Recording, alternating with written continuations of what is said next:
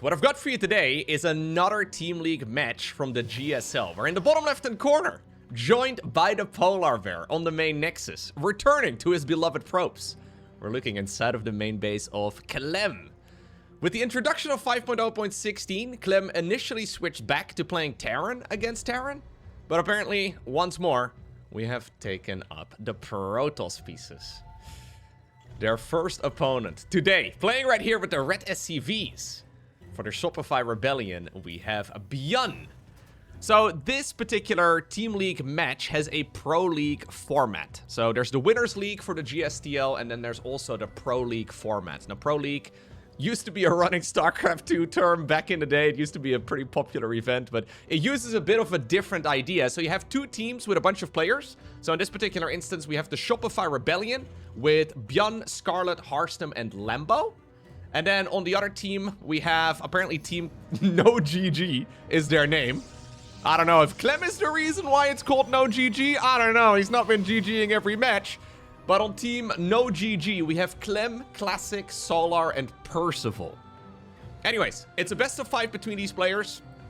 And obviously, since it's running the Pro League format, it means that you effectively as a team hear what the maps of the best of 5 are going to be, and then you send out players ahead of the series to those different maps. So it is coincidence here that we have Clem going up against ByuN. Apparently they just wanted to play the first map of the best of 5. Maybe that's the reason why. I mean, when they heard it's Sanctuary 3, they weren't too upset about it. Clem generally doesn't really like playing Terran versus Terran, so he decided to go with Terran versus Protoss instead. So let's see. This is, of course, the patch where the gateways are entirely different. The patch where you have the 8 starter workers. The patch where everything is up in the air and nobody really knows exactly how to play any of the Protoss matchups. I think going for an engineering bay block against a Protoss player who's probably not super comfortable with this setup right now, I think it is a good idea.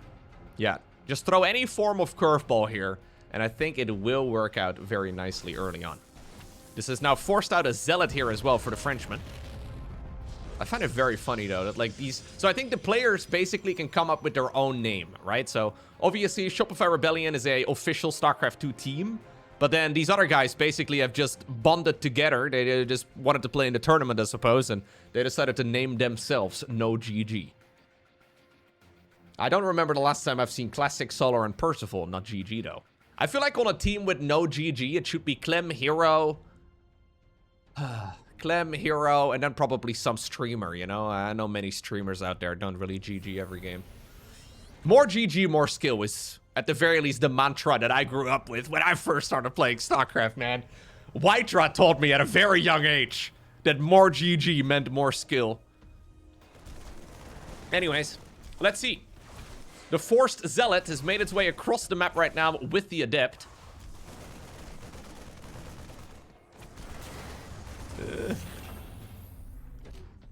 It's okay. All of this is fine. Command Center is gonna finish here. And while maybe ByuN doesn't necessarily love going triple Rex against Protoss, it will still be very effective. This is, in my mind, this is always quite an old school build. Triple Rex. I know it's a standard build and we see it quite frequently, but just a good old triple Rex is something that players used to do in the absolute earliest days of StarCraft. This, however, is not something we've seen very much lately. Phoenix openers. Okay. How much do we like Phoenix openers right now? I think Phoenix into Colossus is awesome. Phoenix into charge slots, likewise, also really sick. I like those builds, but they've not been very popular for the simple matter or the simple reason that they aren't as strong as alternative choices, right? You can go into a Blink Stalker build, you can go into a lot of other options, and those builds tend to just be more effective. I think the Phoenix opener, it's a little bit finicky, but when it works, it is beautiful. I wonder, though, what version we're going to see here. Keep in mind that they did buff the Colossus, so the Colossus is now much better against Marauders, for example, than it used to be. Basically, it used to be a hyper-specialized unit against light. And it still is very good against light, but it's now also a little bit better against everything else. So I wonder if we can maybe play Phoenixes into Colossi a little bit more... Okay, a little bit more easily. Apparently not what we're going for, though. Clem just opting to go for the Twilight Council, which likely is going to be a charge follow-up. All right. Well, here we go. The good old 3 Rex attack. So it's with Stimpack and Combat Shields. Factory right now on the back of this. We'll probably have a starport eventually. But the first big attack is going to be without any sort of medifex. Yo, what's going on to that Adept? What? What is going on with my Adept production bar? Whoa, I've never seen this glitch before. I think it's trying to display both of the Adepts that are currently in production. That's weird. All right, here we go. Big stim, big stim, big stim. Does Clem have enough? He's got Phoenixes. Whoop-de-doo. Here they are. I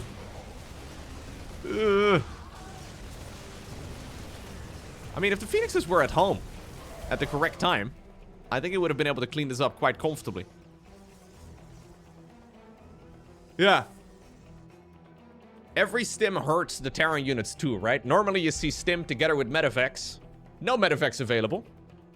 Interestingly enough, now we're not even going to bother with charge. Now that that attack has been cleaned up, we're going straight into Blink. So Phoenixes into Blink, but it's only 3 Phoenixes. Clem going into a 3rd Nexus right now. I wonder if he wants to still add on more Phoenixes. Yeah, usually Phoenixes really benefit from having, well, more, right? Like 3 Phoenixes does significantly worse than 4. But on the other hand, they do get countered the longer that the game goes on. And that's kind of the weird dichotomy, I guess, of the Phoenix. Because on the one hand, they're really strong, but then if the opponent's army supply grows beyond a certain point, they just get absolutely destroyed. Usually it's like, say, like 100 or so army supply. Phoenixes are useless. They do nothing anymore. So Clem is effectively looking at this now. He's like, yo, I guess I'm done. I can still keep these units around for the time being. If, like, say my opponent goes for like a siege tank push, I can still use these to lift off the siege tanks and use the rest of my army to really get the job done. But this is now a very low commitment on the Phoenix build, and it didn't really achieve too much. It hasn't really killed anything. But I guess because of the early game situation that Clem found himself in, he's just making the transition away already. Alright, 3rd Nexus is now done. He didn't really lose any probes. Clem, by the way, in case you're unfamiliar, obviously he's a Terran player, right? But Clem is considered to be like a top 3 Protoss versus Terran player globally. Like, this guy is an absolute monster in this matchup. Not to be underestimated. This is not just Clem having a bit of fun off racing or whatever. Like, this this is the matchup that he's been practicing. He does not like Terran versus Terran very much. And over, like, the last, I want to say nearly 2 years of competitive play, anytime he's faced off against the Protoss, with the exception of a couple weeks, just about a month ago, has he switched over to Protoss rather than Terran. So this is not just Clem having a bit of a fun moment. This is serious. Likewise, though, this attack here for ByuN is quite serious, too. We have some Widow Mines added into the mix. Setting off the Widow Mines would be massive right now with those probes, but not easily done. No charge available, of course, but he does have a lot of Stalkers. Okay, nice splits. And that's exactly where Clem is so bloody dangerous. His multitasking is superb, and his micro is ridiculous, right? I mean, obviously, he has to play this matchup differently than he would from the Terran's point of view. But he is one of the absolute fastest players in the game. We can look at some of that right now from his point of view as well. This is what he was paying attention to whilst playing this game. Keep in mind that Protoss now also functions more fundamentally like Terran, with the way that gateways now produce constantly. So what you want to do is queue up units, but not so many that you have a lot of your resources tied up in things that aren't useful, right? Like, preferably, you never want to queue anything, but always have 100% uptime on your gateways. This dance is going to have to be really good, though. There's one Immortal in the mix. Not a lot of energy available right now on those sentries. Guardian Shield for just a little bit was extremely nice. Immortal does take a bit of a beating, microing the weakened Stalkers back very nicely. Nice blink as well on that particular Stalker. Colossus is going to be available here momentarily. Phoenixes join in the fray as well. And this is a cleanup. Yep, because of it, we now celebrate with the ranged upgrade for those Colossi. That's what he just quickly queued up inside of that Robotics Bay. It's frantic, but that was Clem playing a calm game of StarCraft. Sometimes I've noticed there's a little bit of disconnect. This isn't not the players playing and freaking out. 400 APM is their comfort zone, you know? It's kind of like Zone 2 training. If you want to do any sort of, like, physical exercise, any sort of cardio, I guess at some point you just get used to a certain pace. This was Clem in Zone 2 the entire way through. Even though maybe it looks a little bit frantic. He would be the equivalent of like a Tour de France winner, right? Or like a world-class marathon runner. Something along those lines. It may look insane for the average human, but this is something Clem can keep doing all day, every day. You know what? We had some first-person view for Clem. Let's do a first-person point of view then as well for Mr. ByuN. You can see the selection in the bottom right. Obviously, the replays that I'm casting from, they do not capture the mouse cursor. They also don't capture the graphic settings of the players. Spoiler alert, it's probably low on everything. Anyways, Zealot's going in through right now. They charge themselves at those Widow Mines. ByuN trying his absolute best to manually target fire right there with a lot of those units. Marauders in the front. He would like to get that kill on the Nexus, but not going to be happening. Yeah, the Marauder count is nice. But like I said, those Colossi are a lot more dangerous these days. You have to respect them. Stalker goes around the side, and that's going to be the end of that. One more Phoenix also joining in. The Phoenix from the early game, still around for some reason.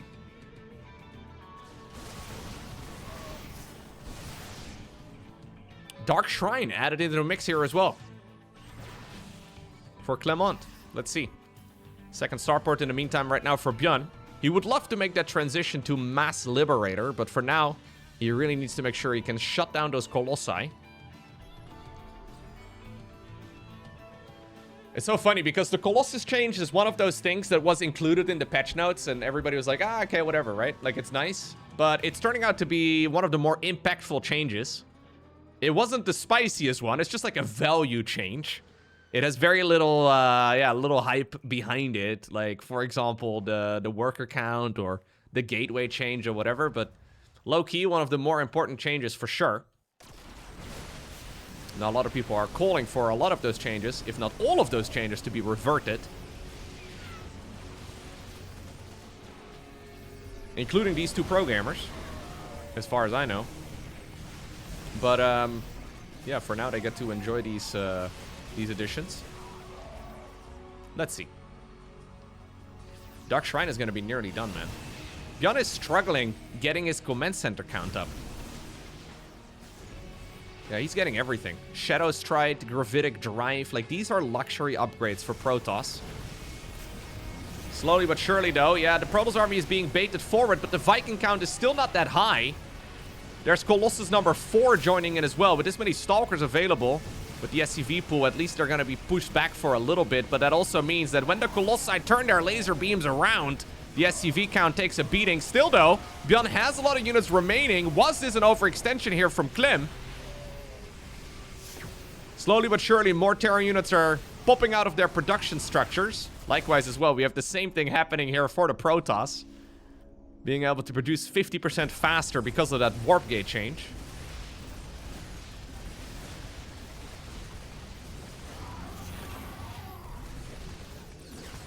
Clem actually playing some really stellar Protoss here yet again.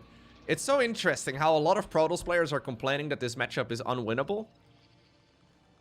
And then we have, well, I consider him a Terran player, but I guess I should consider him a StarCraft player. But we have somebody who won the World Cup playing Terran, showing us that, nah, this is how you do it.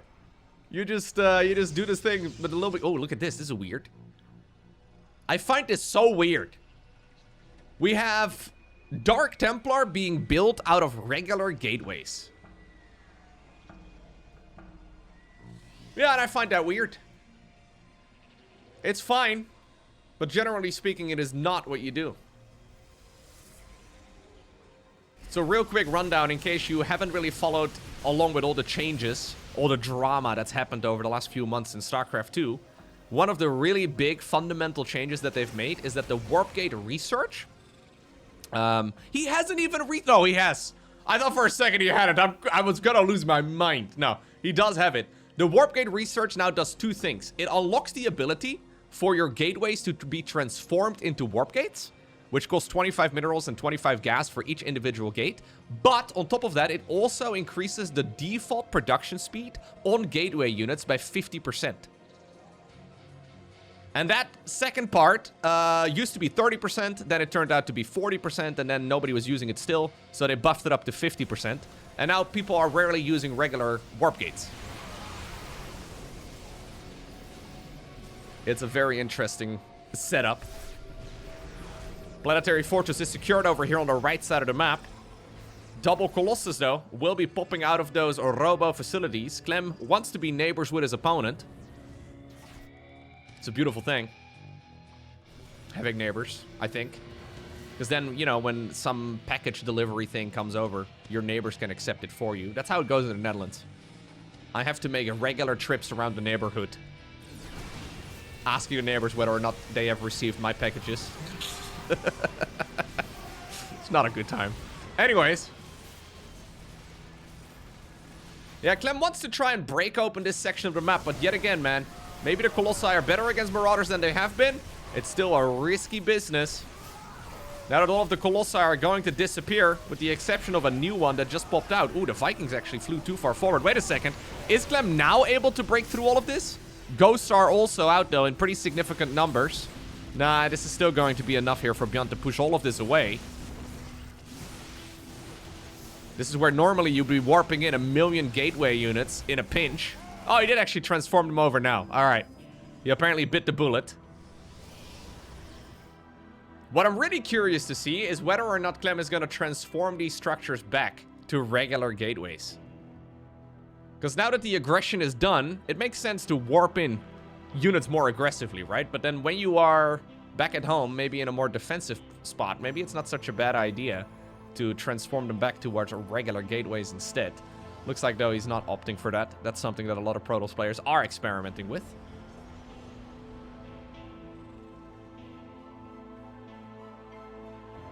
Okay, banger of an opening match, by the way. This is some beautiful StarCraft.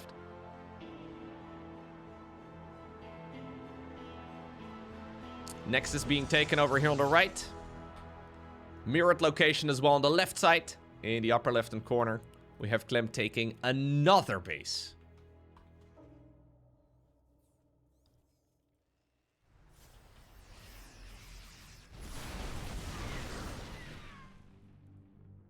Man, the Colossus count is getting kind of crazy, right? Yeah, we've had 6 Colossi.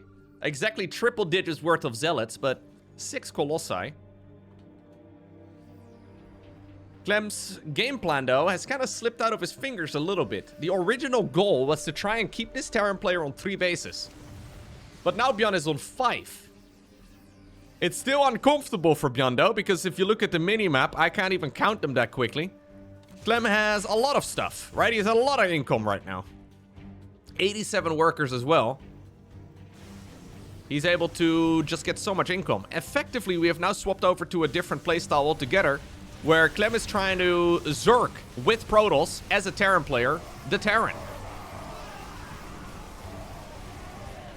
Yeah, he's sending in so many skeletons here. Effectively ready to remax in a pinch. And that's exactly what he's doing right now. Large number of Zealots joining in.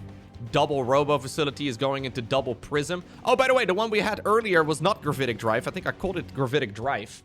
That was the Observer Speed boost. This is Graviton.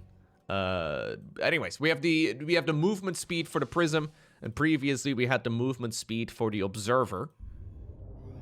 Both of those upgrades, though, are luxury upgrades.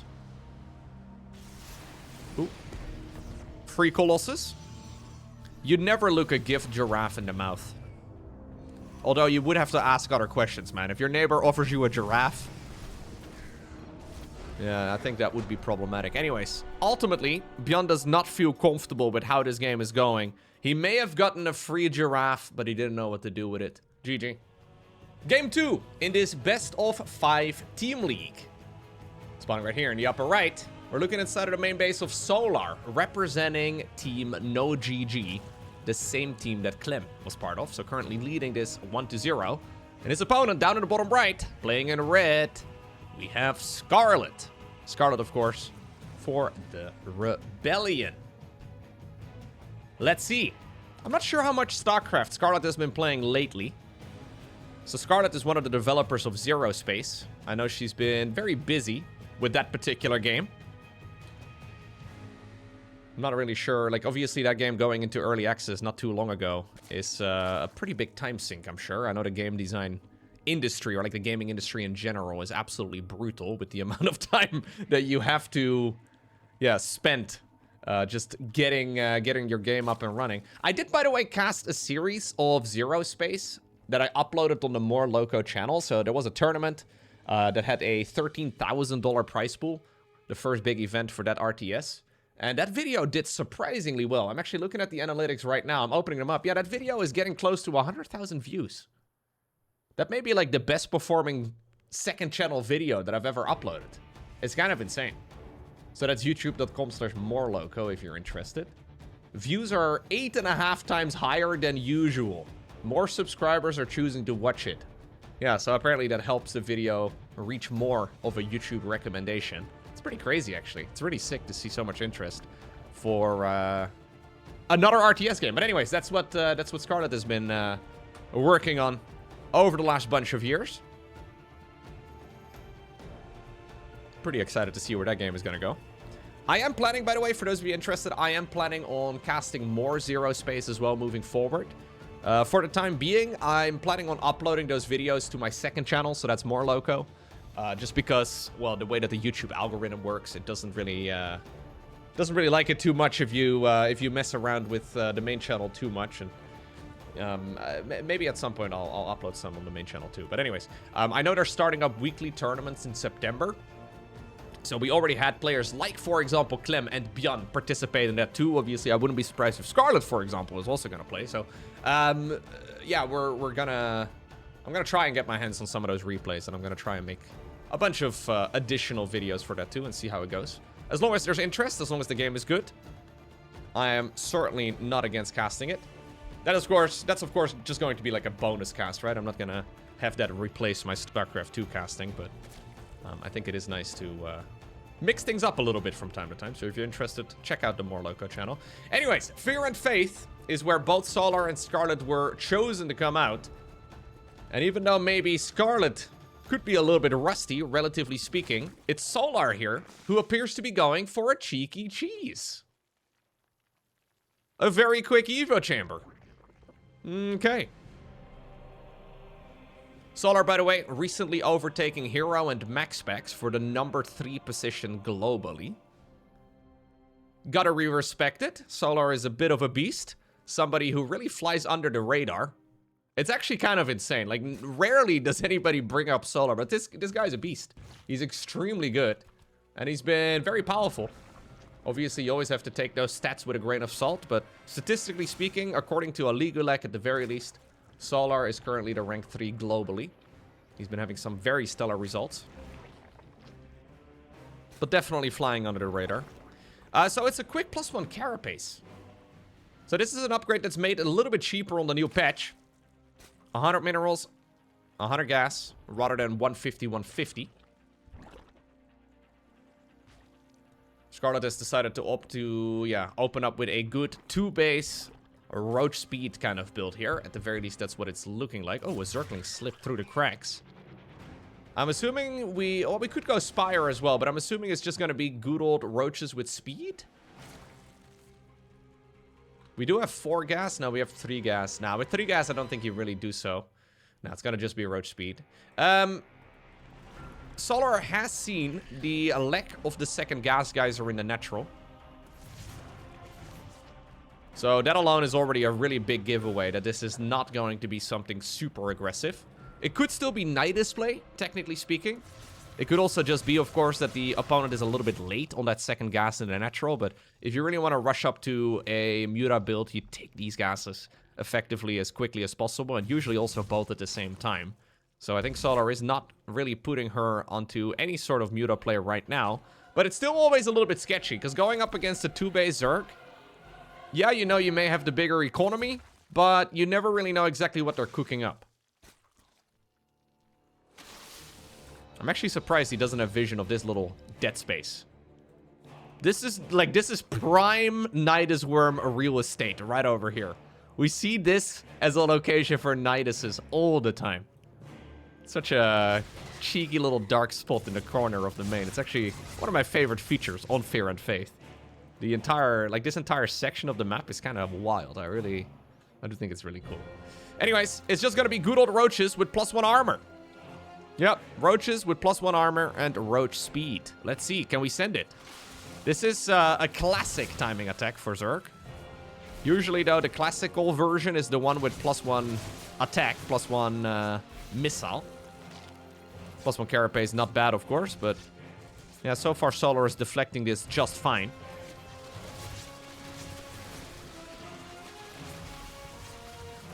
Usually the main advantage is the amount of troops that you can make, right? So without a third hatchery, if we're both making the same units, at some point we will likely just have more stuff available here for the player in blue.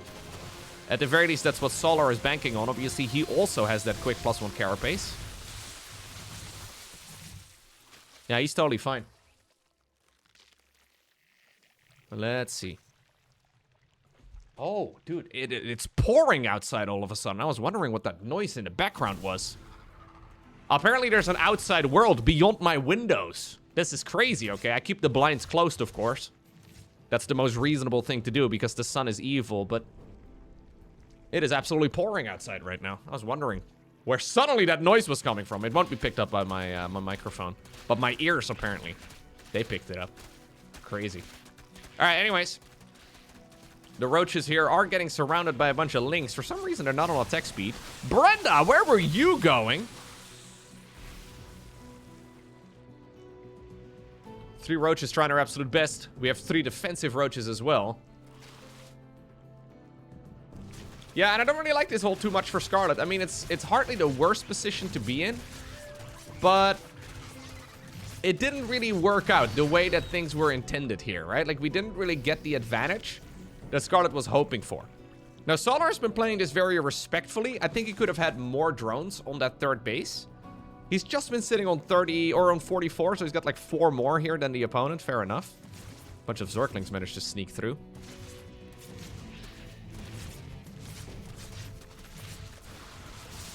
No roach speed yet here for Solar. Gonna be able to get there eventually too. That's where the creep spread is a little bit confusing to me. Scarlett is basically getting that movement speed advantage and then giving it also some to the opponent. Drones here are going down. Now, this is nice here for Scarlett. Wait a second. She's winning the main fight over here in the middle. She's also winning that counterattack over on the top of the map. Solar decided to engage before Glio Reconstitution was done. Now he finishes the roach speed upgrade, but this is right after he's effectively lost all of the roaches. I think Solar may have just gotten a little bit carried away. Scarlett is still just making roaches off of 2 bases. She added like 3 drones in the last 3 minutes, but that's really about it. Wait, did Solar just make a gigantic blunder? Because all he really needed to do was just sit on his 3-base advantage, wait for roach speed to be done, maybe like a +2 attack or a +1 attack or something. But yeah, this is Scarlett getting the win. Okay, and with the score all tied up, the best of 5 continues with a Terran versus Zerg. We're in the upper left, joined by the squirrel on the main command center. I feel like we need to start recognizing players based off of this alone, right? If you see the polar bear, you know that it's Clem. When you see this, you should recognize it as Percival. His opponent down in the bottom right, we have a Lambo. Percival has been an absolute beast lately. I know I've said this a bunch of times, but Percival has been an absolute beast. Probably the most impressive Terran, at least as far as like improvement goes, over the last couple years. So Percival was consistently like a top 30 to top 50 player for a long time. And then lately, he has been skyrocketing up. So the new patch, it has maybe made a lot of Terran players struggle a little bit. Percival is owning. Percival is doing really well. Percival, as far as like the Koreans go, I think he's also relatively young. Yeah, so he's 24. So he was born in 2002, meaning that he probably did not play Wings of Liberty. He probably has not played Heart of the Swarm. I'm not really exactly sure. I'm not really sure exactly when he started playing, but there's no denying that Percival is one of the newer generation of pro gamers, and he's been rapidly improving. He's very good now. As of me recording this, as of me casting this, he is currently the rank 13 in the world globally. And that is significant progress compared to where he was a year ago. It's very difficult to break into the upper echelons, but Percival is somebody that you need to keep in mind. So let's see. What can he do against Lambo? Lambo, of course, a very established player. Lambo is known as the Professor. I always think it's a really cool username. He's very articulate. He also actually does a lot of coaching for Zerg players, which I think is pretty sick. But he's very articulate with the way that he thinks about the game.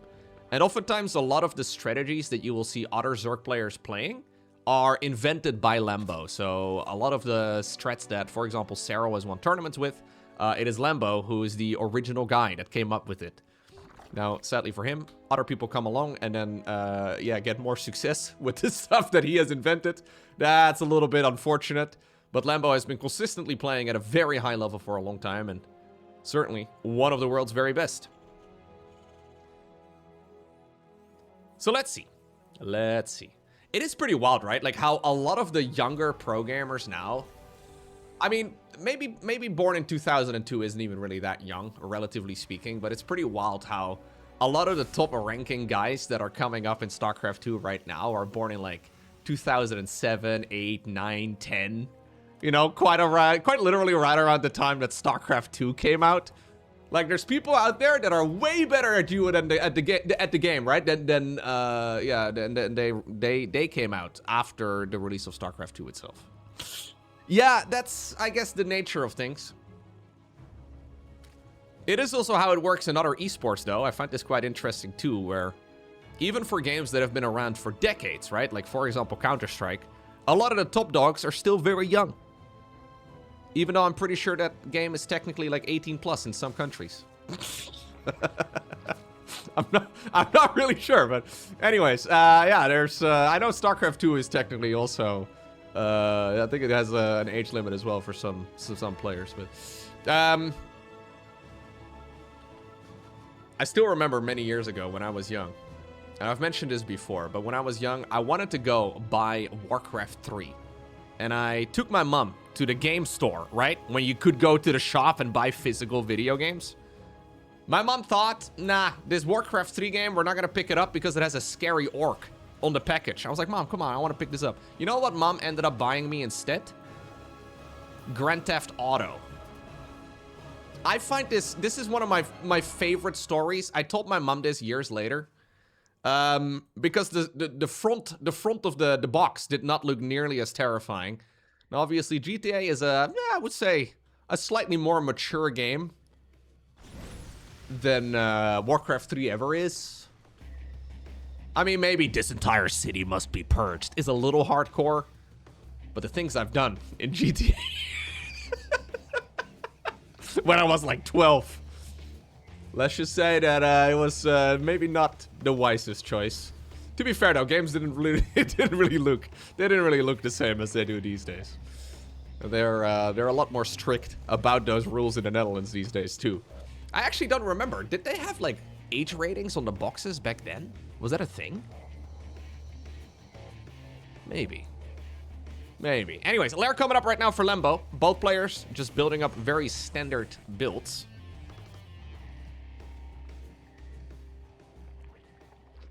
Really just a very macro-oriented setup. Hellions trying to get some damage in, but no surprise, Lambo can't really break through. Or Percival, rather, can't really break through right here on Rainfall. Pretty easy map to defend on in general. And so far, we just saw First Blood. Nothing's really died. We have some safety Spore Crawlers being set up as well. Benchy number 1 available. All of this is very standard, although we do have triple racks before the 3rd command center. So even though the command centers have become cheaper, this is a more aggressive variant for Percival. What I've really been liking from Percival's playstyle in the games that I've seen him play over the last couple weeks is that he does both aggression as well as macro at the same time. So broadly speaking, at least in my mind, you have players like Clem that are just hyper aggressive, and then you have players like Cure that are basically turtling up all game long. Percival is doing a bit of a mix of the two, where he's very aggressive, but he's also building a ton of command centers behind it. It's really fun. Honestly, one of the most fun Terrans to watch right now. Let's see, though, what he can do.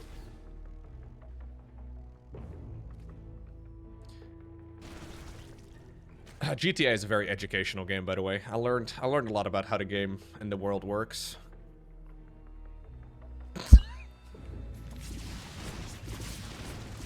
Maybe not in the best of ways, but at the very least I learned things. Maybe I should have had Warcraft 3 though at a young age. Maybe I would have been better at RTS games. Yeah, it is what it is. Anyways, Queen's here. Ooh, in a world of trouble. This is painful. I thought Lambo was going to pull those away. I was already pulling my camera away. Percival probably thought he wasn't going to be able to get that many, but that's a big deal. Only one Hellion has died so far. Honestly, look at this. This is sick. Percival is popping off. Now, these are unupgraded links. Unupgraded Marines as well. Combat shield's not yet done. But we're seconds away from it finishing. I think Lambo probably assumed he already had the Carapace research done. It finished just now, but I don't really like that all too much here for the German Zerg player. He's got a good, healthy number of drones, but needs to be very careful against this particular attack.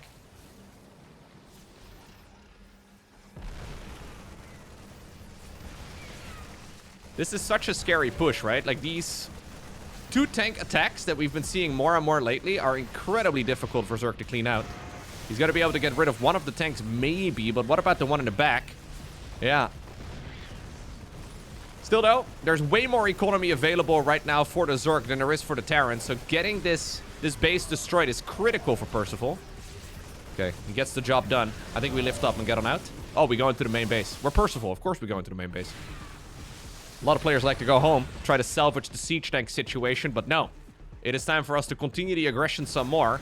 Banshee's sleeping on the job for just a moment. Decent splitties over here, mitigating a lot of the damage. He does need to pick up and get on out of there once more. Yeah, the Banshees were sleeping for just a moment, but they are going to swing into action now. Not a lot of mobile detection available for Lambo just yet.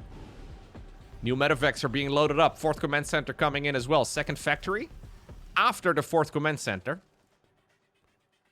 I like this, actually. I think the 2nd Factory after Fort CC makes a lot more sense now on this patch.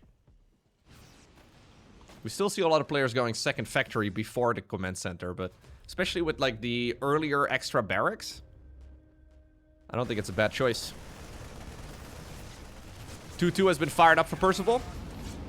He's gonna immediately follow this up with more Marine production. I feel like really, like, so I did cast a long series of Percival the other day. I feel like the main thing that's kind of lacking is that sometimes Percival loses a whole bunch of units because he's, like, idling on creep and he gets a bit carried away with the amount of multitasking he's trying to do. I feel like that's mostly just a matter of practice, though. Like, I think there's probably more practice that he's trying to do. This was a little bit slippy. We lose all of the units there for free. But it's little isolated instances like that where there's still room for improvement. And don't get me wrong, it's very hard to improve in those isolated instances because you're juggling so many things as it is already. But I think it's, yeah, one of the things he will continue working on. I'm pretty excited, actually, to see where Percival is going to be in, say, like, another half year or so from now.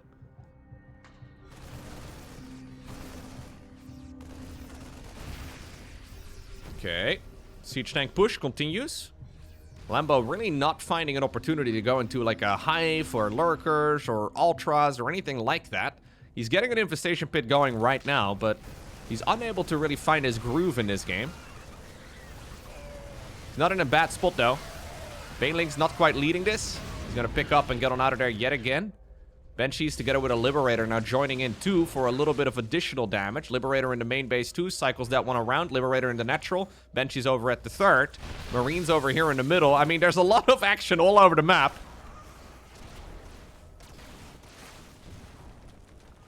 And suddenly it's 20 drones. Right? Sometimes even a little bit more than that. Suddenly it's 20-something workers going down. And it adds up so quickly. This is so sick now. Like, Percival suddenly turned it on, and he kills 30 drones. It kind of felt like this is the moment where Lambo should be able to stabilize, then it's bang, 30 drones down the drain.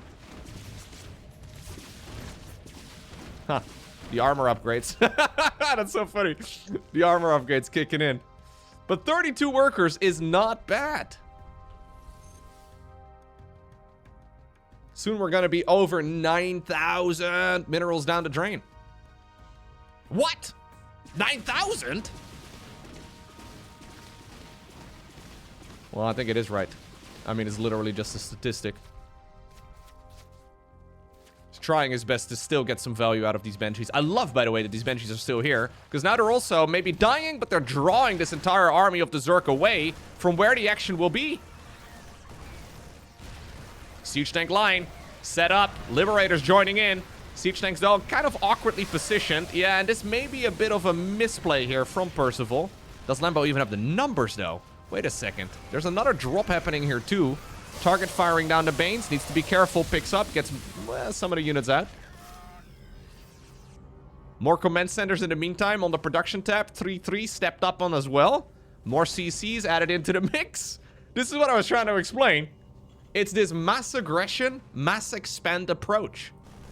Lambo is falling apart, by the way. Like, he's got way too much money in the bank. We're now playing 5 base Zerg, and we now have 6 command centers building for the Terran. That's not a good spot to be in as the Zerg. Now, there is that moment where sometimes Terrans get a little bit carried away, making too many command centers.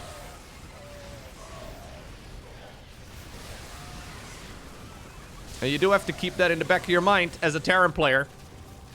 Command centers can't be your safety blanket, okay?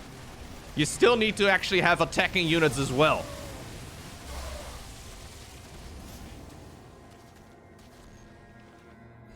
Maybe there needs to be like a hard rule or something that you set with yourself. Like, it's only additional CCs after I have 1,000 minerals in the bank. Or something like that.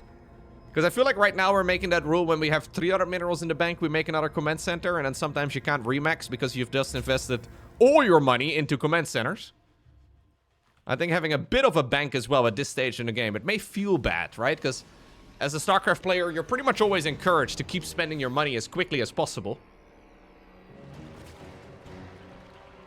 Having good macro in game is important, but the command center situation does get kind of crazy sometimes.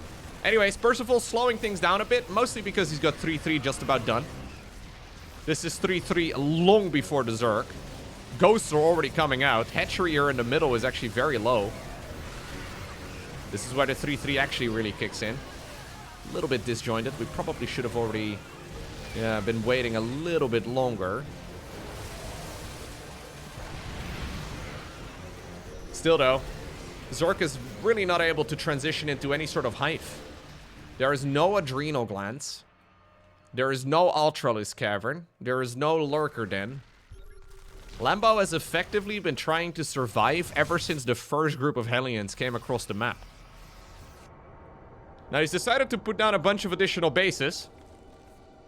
He did invest into the 3-3 upgrades. That's awesome, but what he really needs is Adrenal Glands.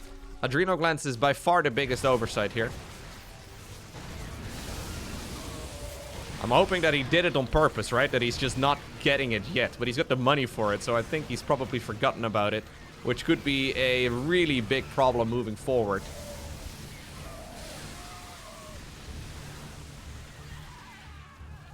Yeah, these are traits that normally Zergs really like, right? So historically, Zerg players always like trading out armies, but in this instance, I don't think it's good anymore. Because when Terran goes up to 8 orbitals, 2 planetary fortresses, another command center over here that will also get a planetary on itself, you are no longer the one that's swarming. In a weird way, Percival is now Zerging the swarm, or swarming the Zerg. Oh, he did get Adrenal. That's a big deal, actually. He did not forget. He must have rechecked. Such a big deal to forget about this upgrade. Getting it is huge. May very well give Lambo a way back into this game, because I was already worried about him.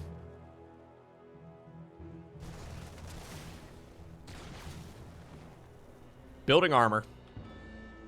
Better than ever now with the amount of buildings that Terrans make. High-sec auto-tracking, likewise too, man. More valuable now than ever before. Looks like finally, though, Lambo has found a little bit of room to breathe. So, he's been trying to defend for basically 98% of this game, but now he's able to also go on the offense a little bit. Well, I say that. The Terran drop here came in to finish the job that they started. 2 supply ghosts are pretty nice. Percival, an enjoyer of the female ghost skin, apparently. I wonder why. Anyways. Yeah, it's still an even economy for both players. Fusion core coming in.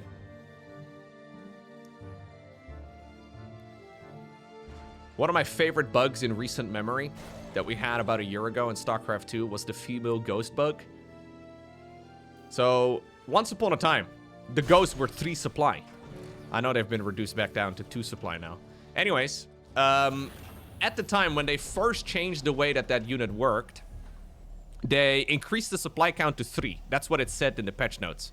However, after a few days, players figured out that yes, they increased the supply count of the ghost from 2 to 3, but only on the male ghost skins. This was obviously an oversight. But very quickly, everybody switched over to the female ghost skin. Because they were 2 supply. Yeah, it's a little weird. It's a bit of a strange bug. Apparently the game, I didn't know this either, but apparently the game considers them 2 separate units. And from what I understand, it's because you always have a chance to produce a female ghost in the game or something.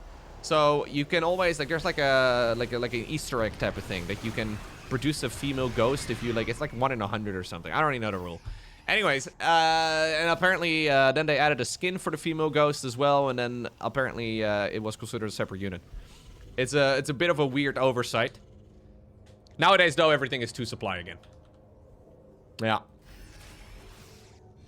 High-sec auto-tracking is going to be done here as well for Percival. That is the ranged upgrade for planetary fortresses and missile turrets. Doesn't sound like a big deal, but when you're rich, may as well. Lambo's still managing to actually get into this position, though, is honestly not something I expected. He felt like he was pretty much dead in the water just a few minutes ago, but he's been microing this very nicely. Now, obviously, Percival, though, is still building his advantage up. This planetary may go down, but there's plenty of command centers to replace it with. Looks like the SCVs are mostly going to be able to escape, or at least some of them will be able to. Counterattack as well on the right side with just the female ghosts. Huh. There's no detection here for the Zerg player, but we have a fungal available potentially? Nah. It's just the ghosties getting the job done themselves. They may not have stimpaks, but it's still effective. Zergling Baneling run by, though, never stopped. That is 40 SCVs down the drain. 40! I can't even count that far. I run out of fingers long before that point. That's crazy.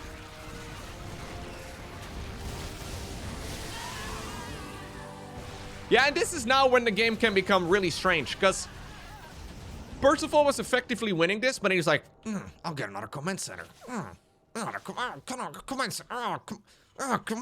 make command centers. Right? And this is a weird thing that Terran players are currently doing, where they keep making command centers, but they have no money. It's fine for now, but you really have to be careful you don't get too carried away. You're supposed to have a little bit of money in the bank. Now, obviously, we could, like, rapid fire a line full of mules over here. That would be kind of nice. But having, like 20 command centers out and no money just seems like a bad idea.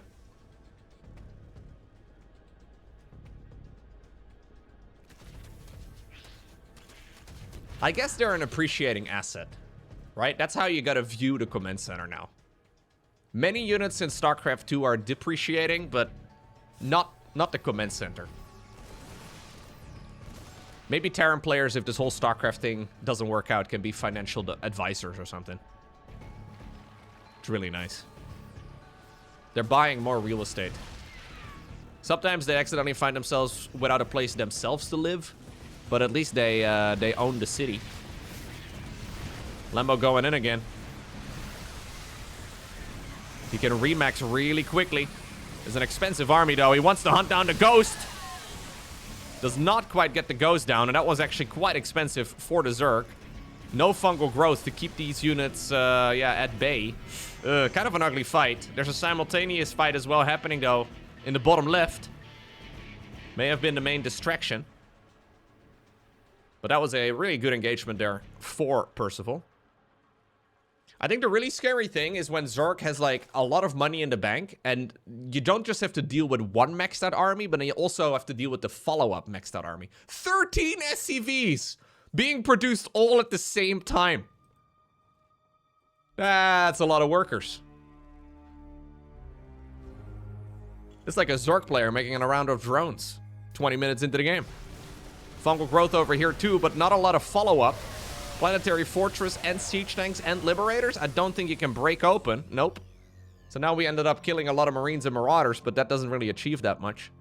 These are practically free right now here for the South Korean Terran.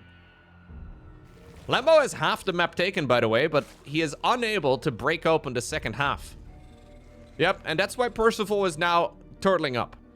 He may have been very aggressive, and he has been pushing all over the map for the majority of the game, but he has secured 50% of the map's resources.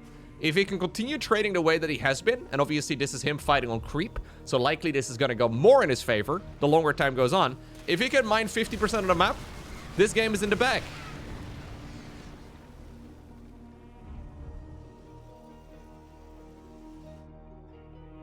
It's a very cool playstyle.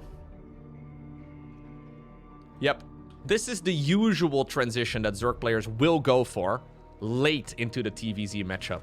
Once there's no more money to mine, Brute Lord and Fester is still the way to go. It's expensive, it's slow, but it's extremely strong in a straight-up engagement. And it's some of the only unit compositions that Zerg can go for that gain value over time, usually. Great snipey right there on the one Infestor, though. How many Infestors have died this game? It's only 6, okay. I must have caught, by accident, all of them on camera. Percival apparently is feeling a bit greedy, though. We're not just here for half the map. We are here to dance. We should stop making command centers now, though. We're done making command centers, dude. We have enough.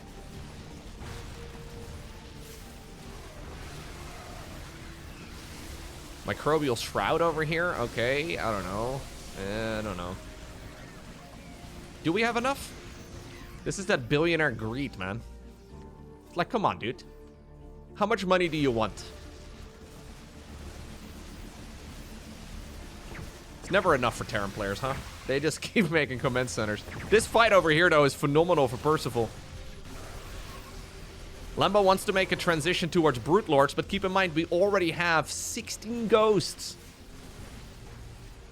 He's got a second starport already done preemptively as well. It's for Liberators for now, but getting some Vikings going is... My god, he doesn't even get the Brute Lords out. Getting some Vikings going would be insane. This was a brilliant game of StarCraft 2 right here by Percival. Couple of small caveats, a few improvements here and there, but he honestly played that out superbly. I thought we were going to get Harstem here for this particular game, but apparently instead we have ByuN. After playing that first game, he decided to come back. Not having a good time against Clem, but maybe he will have better odds against Classic.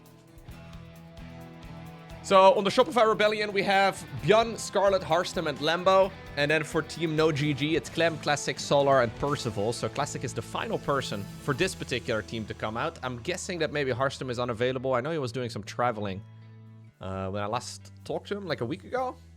I don't know. I don't know if he's still out of town. Maybe he is. Anyways, I'm guessing he was unavailable for this particular match, and instead we have ByuN coming out yet again. I don't think ByuN minds, though. ByuN is somebody who certainly enjoys playing a bit of StarCraft, because he plays in everything. Barracks coming up. Ooh. Could have been an absolute disaster, actually, because losing the SCV that's building the barracks, you may as well GG out of the game. Okay, that's a little bit dramatic, but you lose so much time. I don't really know if I like this. I'm guessing it's just going to be for a Reaper or two, and then we're just going to... No, we're not. No, we are. Now, it's just going to be for like a Reaper or two, and then a little bit of aggression. Obviously, the main advantage is that those units will spawn closer to the side of the Protoss. So there shouldn't be an Adept out or like a Stalker or something along those lines. It's actually a Marine. It's a Marine? Okay, he canceled the Marine and went for a Reaper. I was gonna say, this makes no sense. So he was just late on the refinery. It was throwing me off a little bit, but I didn't want to doubt him. Huh. Alright.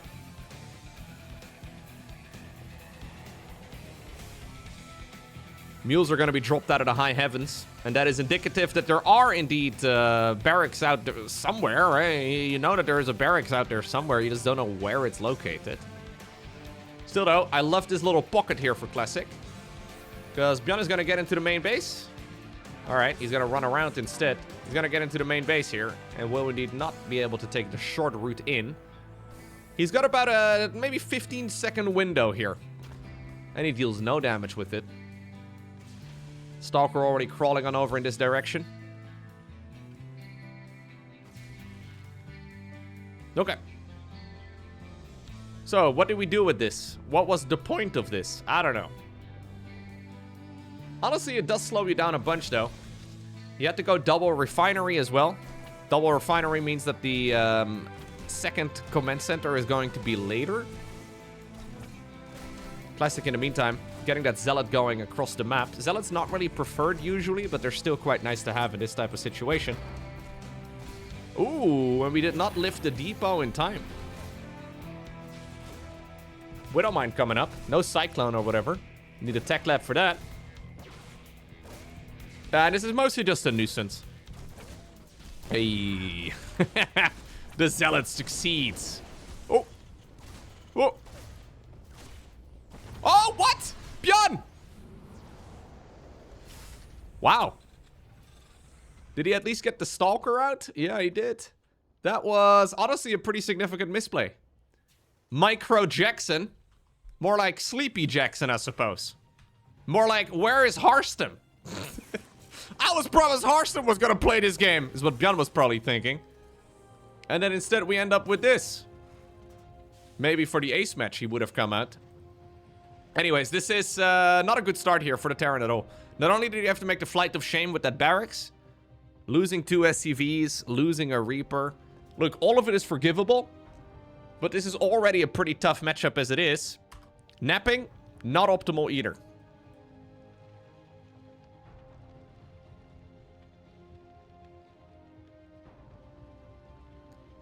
Blink is going to be Classic's weapon of choice.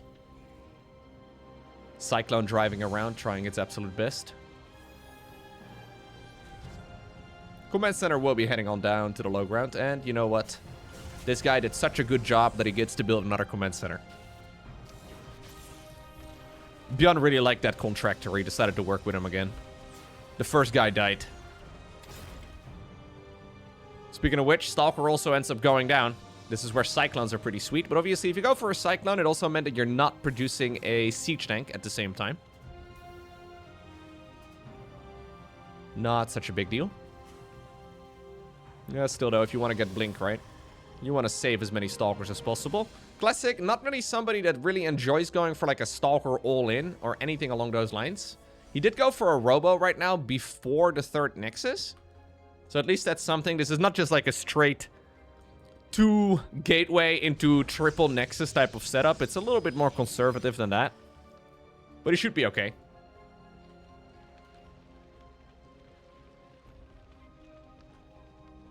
Medevac drop? No. Liberator. Going through the left side of the map. Already though. Ha! Stalkers were... This is the disrespect right here from Protoss, right? He's like, well, if you're not going to show up, if you're late with your push, I'm going to move the Stalkers away. Classic already had it countered. ByuN, though, struggling a little bit here early on. Everything is slowed down because of it. He's going to accidentally find his base wide open. Well, he could have. Decides to siege up over there as an anti-F2 measure. Let's see. Do we still do any damage here? I mean, there's a Raven. There's a siege tank. I think it's going to be tough. Ooh, it's bait. It's bait. It's bait. He does not get it. Cyclone, though, will go down. Cute little bit of movement there by our Protoss. He's thinking about blinking into the main, but I think he saw the siege tank. Not a good idea. Okay, Robo Bay. Charge coming up as well. Extra gateways inside of the main. Classic is chilling. Yeah, we're doing a bit of dancing here with the units that we have out front. But across the board, right now, Classic has all the freedom in the world. ByuN can't really move out until Stimpack is done, and he just started it up. He needs Stimpack, he needs combat shields, he needs +1 attack. All of those upgrades are not even started, other than Stimpack, and Stimpack takes like 2 minutes. So, Classic has all the time in the world right now to do whatever he likes. Now, what do Protoss players like doing? Cannon Rush. No. No. Well, maybe they like it, but that's not what we're going to see here. No. Maybe they like going up for Dark Templar, but... No, in this instance, we're going to see the more conventional approach. Good old Colossus. Good old Charge, and probably a 4th Nexus, honestly. I wouldn't be surprised. Doesn't really need to, though. Obviously, it would be a risk. He hasn't seen... No, he did see the 3rd Command Center. No, that was the natural. That was the natural expansion that was built in the exact same spot. He hasn't seen really too much. Oh, he does go for a 4th Nexus right now. You have to sort of make that educated guess, right? You have to make the estimation that the opponent has gone for another Nexus as well, or another Command Center as well, so you can fire up another Nexus for free. Because right now, Classic has all the time in the world to do so. And this is that lull in the TVP matchup, where Terran feels like they're a bit of a punching bag, where Protoss can't really get damage done with their Stalkers, and both players are just mostly macroing up. Now it's important, though, here for ByuN, that he can actually break out of this contain that he has effectively created for himself. Because if he's not careful, Classic is going to take the entire map. We saw that against Clem already. Clem very happily gobbling up the entire map. And it's a problem that you arrive at very easily as Terran. So that's why I find the single proxy Rex, especially a mis-executed one with the gas timing, I find it a little bit curious. Because you're practically inviting this exact playstyle that you then can go ahead and complain about being difficult to beat, right? Like, it's a bit double.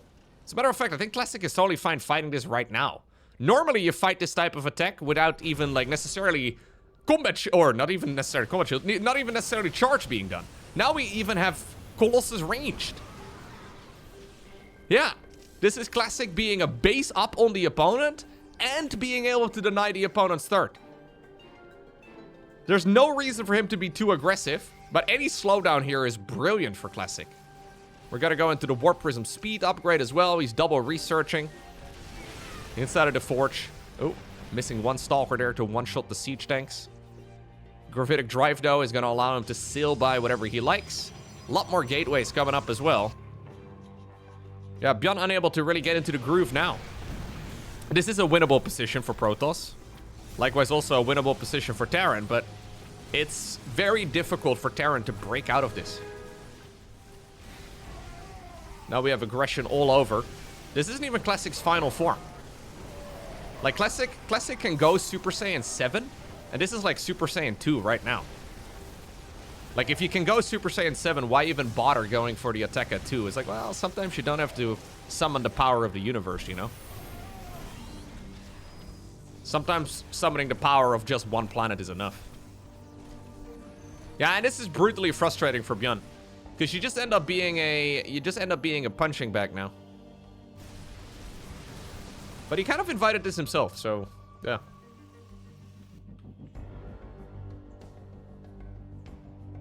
Speed upgrade here for the Prism is done. The Formula 1 Warp Prism. Never mind.